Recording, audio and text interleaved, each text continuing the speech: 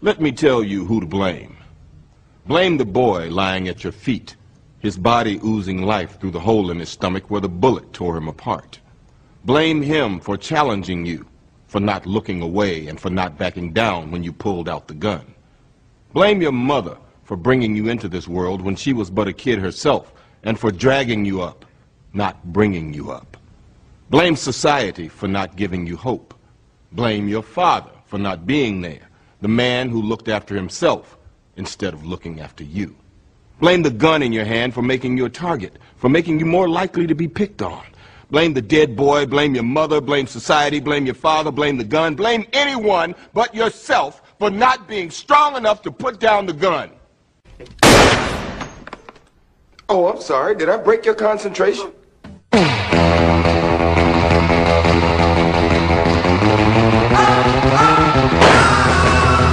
We interrupt our program to bring you this important message.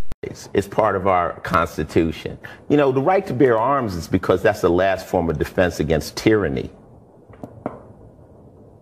not to hunt.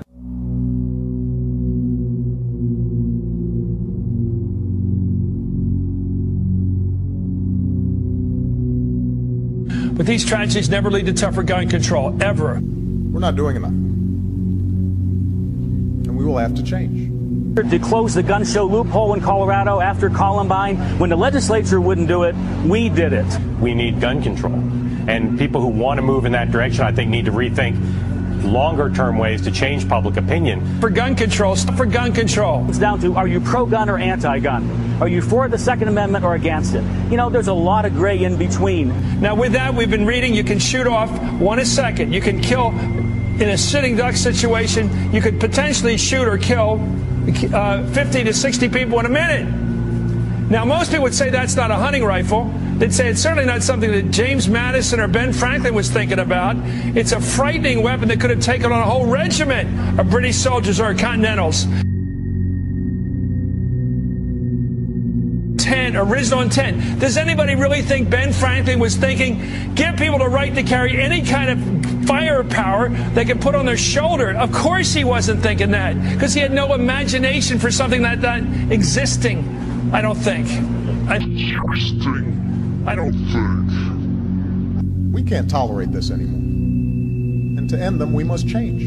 No single law, no set of laws can eliminate evil from the world or prevent every senseless act of violence in our society. But that can't be an excuse for inaction. If there's even one step we can take to save another child, then surely we have an obligation to try. Are you okay with a 100-bullet clip? Is that okay? Is that reasonable to you? Do you support that? And we're going to hear all the excuses, but we have to put that question to them, because I think most people, reasonable people, will say, this is insanity. That something has to be done. We are going to have to take meaningful action. We have endured too many of these tragedies. When is it going to get so bad that lawmakers, people in Washington, will address what's happened? This is something we're going to have to do. We're going to have to take some action. This has happened too many times. We'll see in the days ahead what that amounts to. But, you know, people don't talk about trying to get these guns out of the hands of these emotionally disturbed people.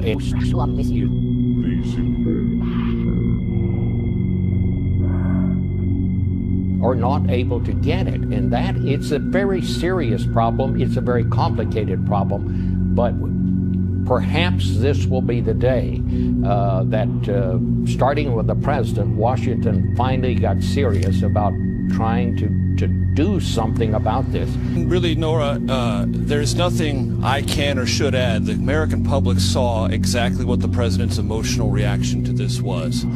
It was evident to everyone who watched the president pause, to take in the moment of that pause, and they saw him wipe a tear from his eyes. That, in all ways, encapsulates the president's emotional reaction. And when he said to the country, we've seen too many of these tragedies, and that it is time to take meaningful action comma, regardless of the politics, he said something he has never said before in immediate reaction to events like this, which he has witnessed in his presidency.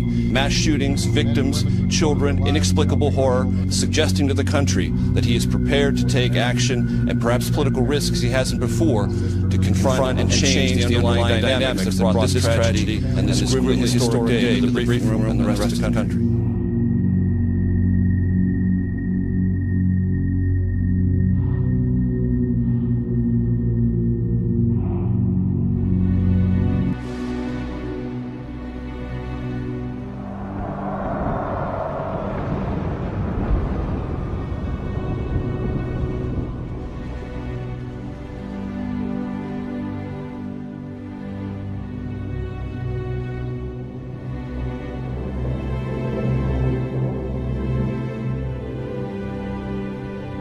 Early this Tuesday morning, the 11th of September, 2001. Al, it is such a pretty morning, isn't it? Perfect fall morning. On September 11th, 2001, the world changed. The land of the free has now become the land of the enslaved. The people of our once glorious United States have traded their liberty for security. But has it all happened by design? December 7th, 1941, a date which will live in infamy. The United States of America was suddenly and deliberately attacked. Many questions linger about the events of that day of infamy. But one thing we know for certain, the surprise attack on Pearl Harbor set in motion a course of events that would eventually lead us to a one-world government. Japan began this war in treachery. We shall end it in victory. In the aftermath of World War II, the United Nations was created, and the path toward a one-world government accelerated. Each war brings us one step closer to what the Bible calls the end of the world. Checkpoints are being set up everywhere. The police state is tightening its grip on the people of the United States. And to those who understand biblical prophecy, what comes next will not be a surprise. At some time in the future, the King James Bible states that everyone on the planet will be required to take a mark in order to buy or sell. As our current economic system collapses and as technology expands, cash is becoming a thing of the past. The reality of a cashless society is not far off. In fact, it's already being implemented. Despite denial by many religious leaders, evil men are working around the clock to bring in a new world order. We can see the end rapidly approaching and the stage being set for the emergence of the Antichrist. We can hear the voices of those who are subverting our U.S. Constitution and promoting this global government system. A new world order. And with all this right around the corner, this film is more important than ever. Satan is working behind the scenes to set up a one-world government and a one-world religion.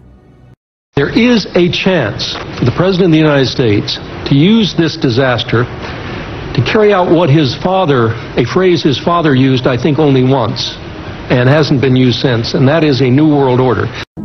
We have before us the opportunity to forge for ourselves and for future generations a new world order, a world where the rule of law, not the law of the jungle, governs the conduct of nations. When we are successful, and we will be, we have a real chance at this new world order. A new world order. A new world order. A new world order. A new world order. New world. And President Bush said, and it's a phrase that I often use myself, that we needed a new world order. And sure enough, a lot happened on his watch that was very, very positive towards a new world order. Now we can see a new world coming into view. With billions of dollars to spend on expensive propaganda PR packages. In this new world, the forces shaping this world at this moment are so strong. Pope Benedict XVI is calling for a new world financial order. Of every human being, a new world order.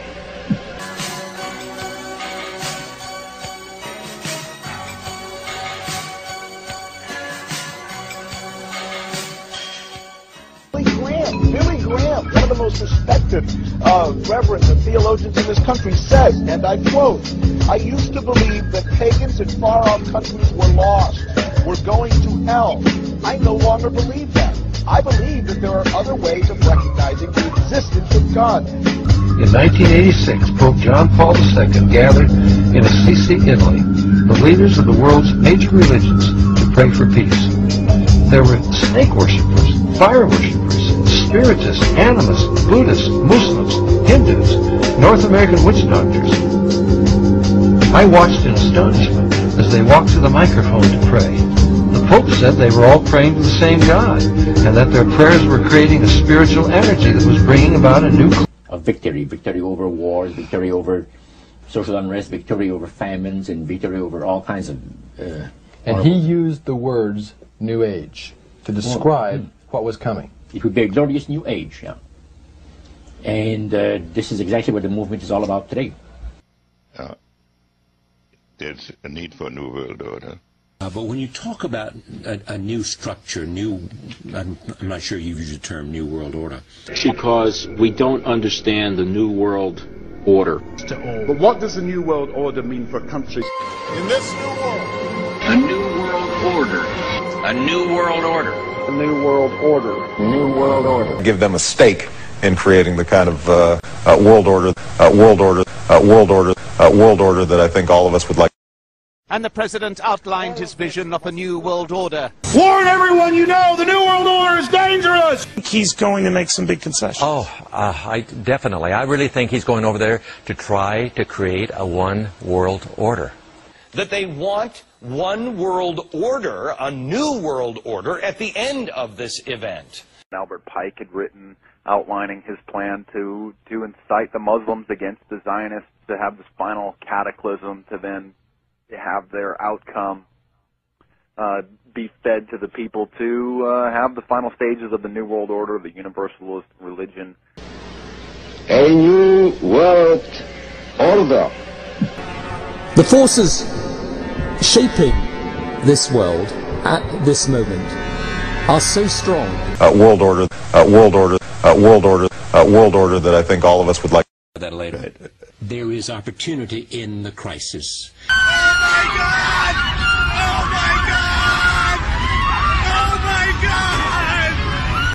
And I'm telling you, be prepared for a major attack. But it won't be Osama bin Laden. It will be those behind the New World Order.